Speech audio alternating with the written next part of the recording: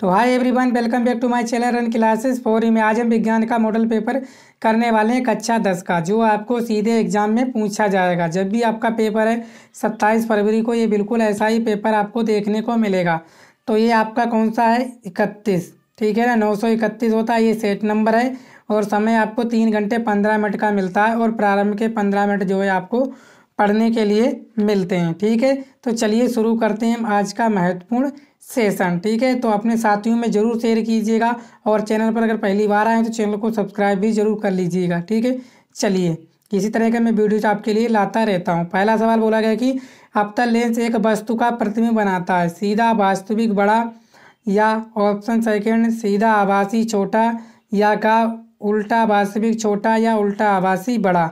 तो अवतल लेंस एक वस्तु का प्रतिबिंब कैसा बनाता है? तो आप सभी जानते हो, जो अवतल लेंस होता है एक वस्तु का आभासी प्रतिबिंब हमेशा कैसा बनाता है? सीधा, आभासी और छोटा बनाता है। ठीक है ना, तो ये आपका ऑप्शन नंबर खा जो है बिल्कुल राइट आंसर हो जाएगा। ठीक है, नेक्स्ट सवाल करते हैं। सवाल नंबर हम लोग 2, प्रश्न 2 बोला गया है कि 1.5 ओम प्रतिरोध के तार में 1.5 एम्पियर की धारा प्रवाहित करने पर तार के बीच विभवांतर होता है।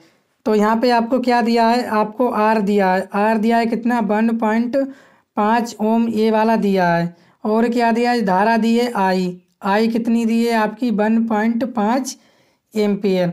आपसे क्या पूछा है? सिरों के बीच विभवांतर। बी बराबर क्या होता है आपका? आई आर, ये होता है। तो आई कितना है आपका? आई है आपका 1.5। आर कितना है? आर भी है आपका 1.5। जब इनकी गुणा करोगे कितना आ जाएगा? ये आ जाएगा 225। कितने के बाद पॉइंट? 1 2, 2 के पॉइंट 5, 2 के बाद आपका पॉइंट है। ठीक है, तो आपका बी कितना आ गया? तो ये आ गया आपका वोल्ट। कितना आ गया प्यारे साथियों? तो आ गया आपका 2.25 वोल्ट। ऑप्शन नंबर घ जो है आपका बिल्कुल राइट आंसर है। तो उम्मीद करता हूँ आप लोग समझ पाए होंगे। ऐसा ही पेपर आपको देखने को मिलेगा आपके एग्जाम में 27 फरवरी को। आप लोग नोट डाउन करके लिख लीजिए। अगर ऐसा पेपर ना मिले तो आप मेरा नाम बदल देना। ठीक है, इससे बड़ी बात मैं और कुछ नहीं बोल सकता हूँ। सीधे सीधे आपके पेपर में पूछा जाएगा। नेक्स्ट सवाल करते हैं।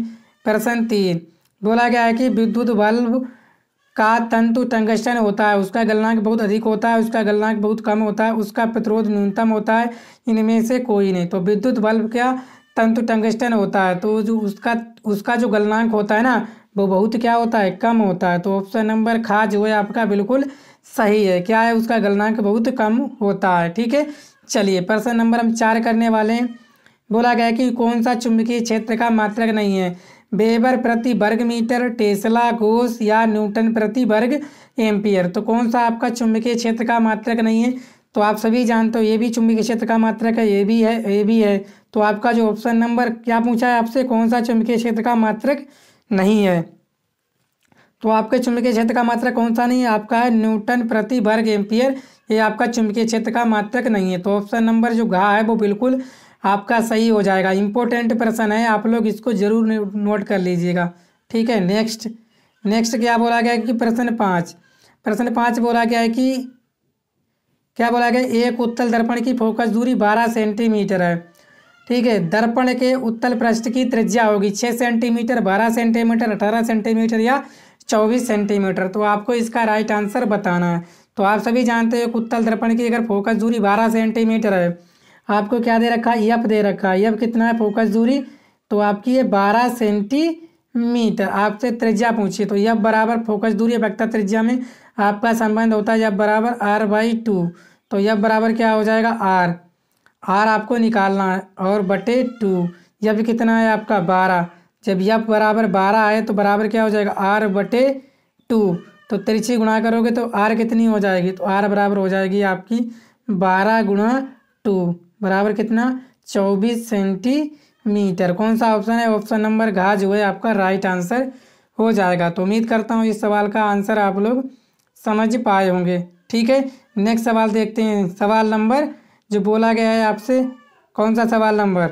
ठीक है ना, तो सवाल नंबर आपका 6 बोला किस रंग की प्रकाशीय तरंगदैर्घ्य सबसे अधिक होता है?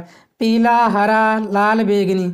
तो किस रंग की तरंगदैर्घ्य सबसे अधिक होती है? तो आप सभी जानते हो, तो ये ऑप्शन नंबर जो गा है, लाल रंग की जो प्रकाश की तरंगदैर्घ्य है वो सबसे अधिक होती है। तो उम्मीद करता हूँ आपको सवाल को प्रश्न अच्छे लग रहे होंगे और बहुत ही महत्वपूर्ण है जो आपके एग्जाम में पूछे जाते हैं। नेक्स्ट प्रश्न 7 बोला गया है कि चुंबकीय क्षेत्र में गतिमान आवेश पर लगने वाले बल की दिशा ज्ञात होती है। दाहिने हाथ के अंगूठे के नियम से, फ्लेमिंग के दाएं हाथ के नियम से, या फ्लेमिंग के बाएं हाथ के नियम से, या एम्पियर के नियम से।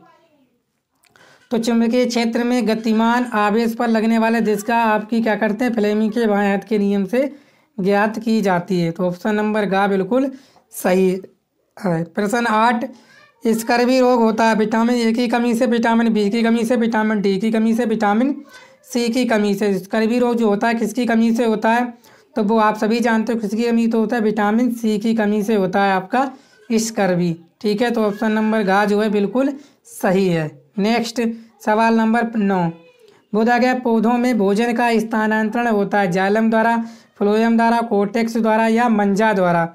तो पौधे में भोजन का स्थानांतरण होता है किसके द्वारा, तो होता है वो आपका फ्लोएम के द्वारा।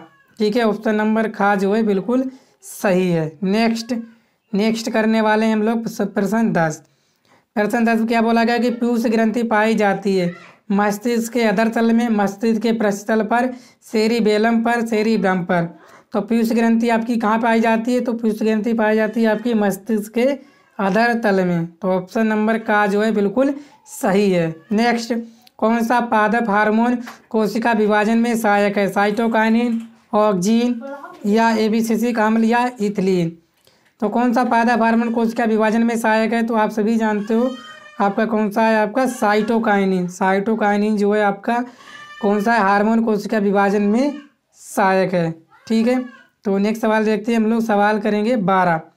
तो 12 बोला गया कि एमाइलेज एंजाइम क्रिया करता है प्रोटीन्स पर, कार्बोहाइड्रेट पर, वसा पर, या लवणों पर। तो एमाइलेज एंजाइम क्रिया किस पे करता है, तो वो करता है आपका किस पे, कार्बोहाइड्रेट पे। तो इसका जो ऑप्शन है वो ऑप्शन नंबर ख जो है बिल्कुल सही आंसर है। ठीक है, सवाल नंबर हम लोग अब करेंगे 13 बोला गया इंसुलिन हार्मोन बनाता है। ठीक है, पीनियल ग्रंथि द्वारा, थायराइड ग्रंथि द्वारा, अग्नाशय द्वारा, या पीयूष ग्रंथि द्वारा। तो हार्मोन इंसुलिन द्वारा जो बनता है वो किसके द्वारा बनता है, तो ये आपका बनता है अग्नाशय के द्वारा। ठीक है ना, तो ऑप्शन नंबर का जो है इसका सही है, किसके द्वारा बनता है आपका, अग्नाशय के द्वारा।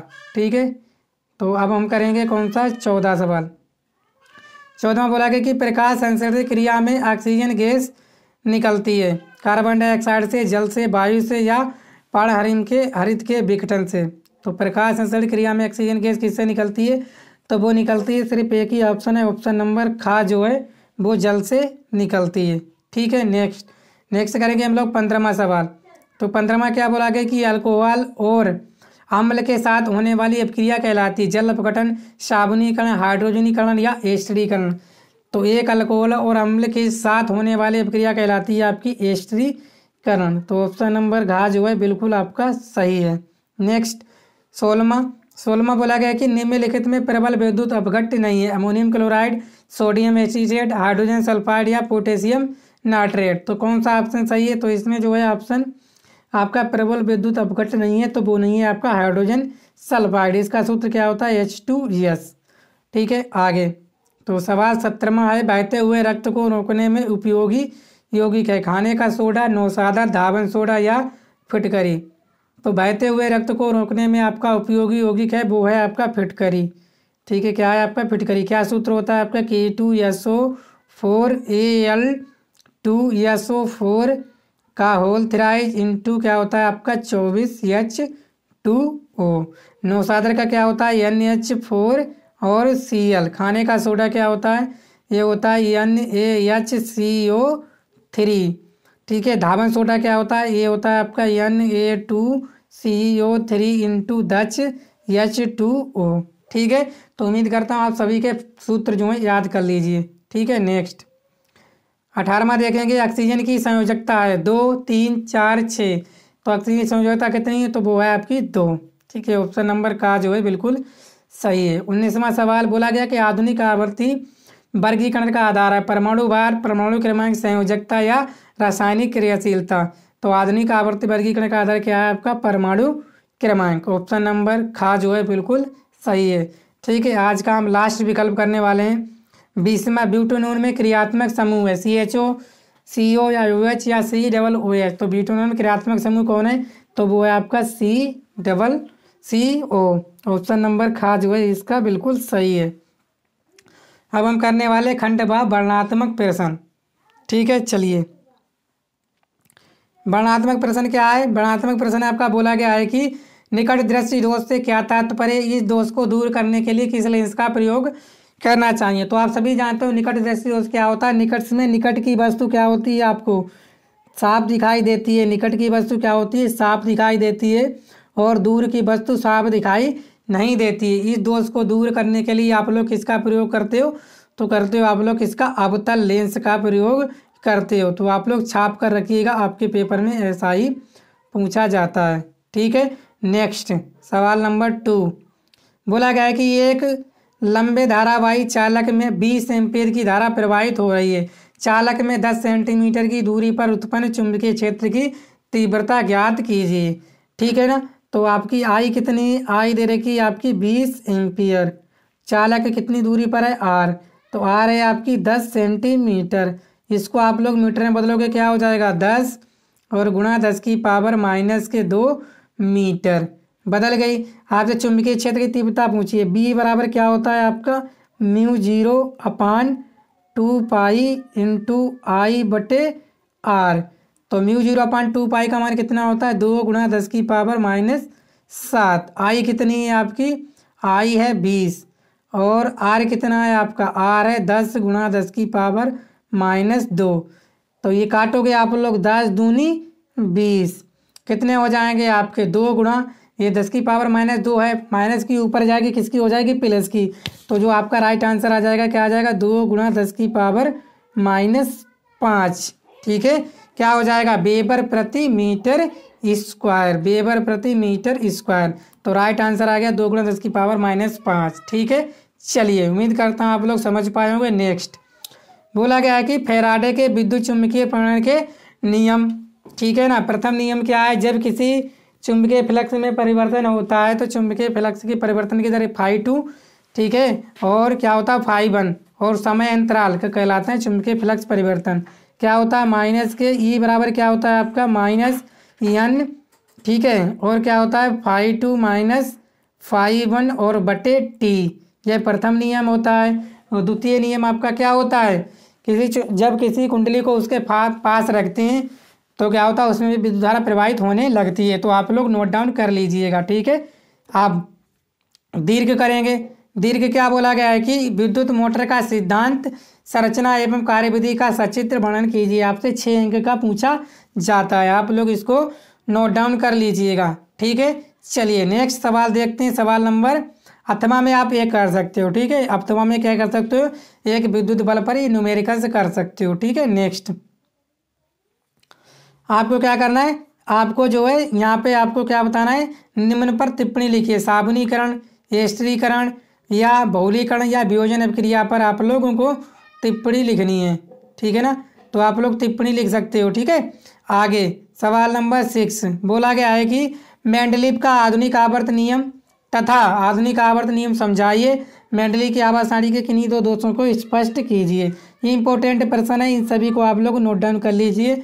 ठीक है, मैंने सारे जो हैं क्वेश्चन पेपर करा रखे हैं, आप वहाँ से इनको तैयार कर लीजिएगा। नेक्स्ट ब्लीचिंग पाउडर बनाने की विधि, रासायनिक गुण, भौतिक गुण एवं उपयोग बताइए अथवा निम्न समीकरण को संतुलित कीजिए। ये वाला भी कर सकते हो। तो उम्मीद करता हूँ आप लोग समझ पाए होंगे। नेक्स्ट उपखंड गा करेंगे हम बायोलॉजी। क्या करने वाले हैं? जीव विज्ञान के आपके प्रश्न आ गए हैं। ठीक है, किसके?